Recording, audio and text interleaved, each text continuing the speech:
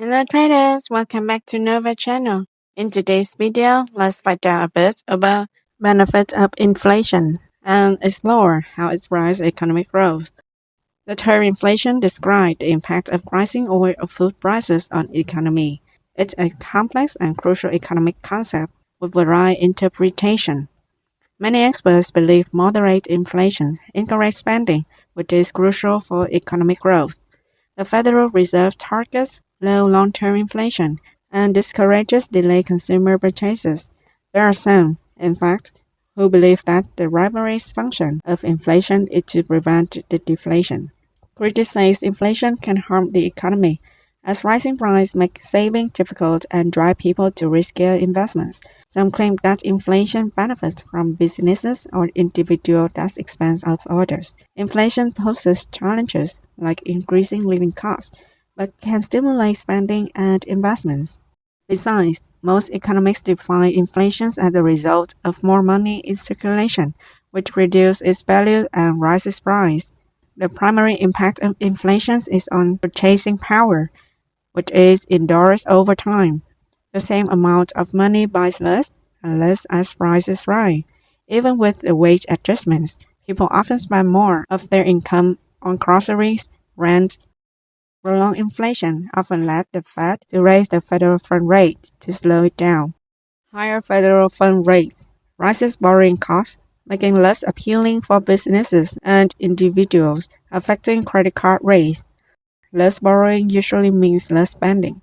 Companies often sell fewer products that, in turn, lead to a slower economy, which should slow down the pace of prices rise. However, a slowing economy also leads to diminished corporate profits, layoffs, and income pressure on households. The end result of this cycle of events potentially can be recession. For that reason, Federal Reserve try hard to balance to stem inflation with the need to maintain acceptable levels of unemployment. When the economy not running at capacity, meaning there's unusual labor or resources, inflation theoretically help increase production. More demand, in turn, triggers more production to meet that demand. British economist John Maynard Keynes believed that some inflations were necessary to prevent paradox of thrift.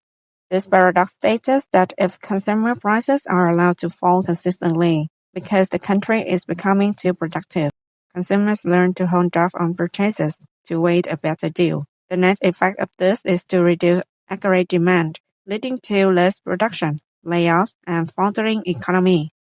Economists once believed an inverse relationship existed between inflation and unemployment, and that rising unemployment could be felt with increased inflation. This relationship was defined by famous Philip Curve. Philip Curve was somewhat discredited in the 1970s when the US experienced stagflation. And who benefits? Inflation makes it easier on debtors who repay their loans with more money that is less valuable than money they borrow. This encourages borrowing and lending, which again increases spending on all levels. Besides, homeowners who have long-term fixed-rate mortgages may benefit from inflation.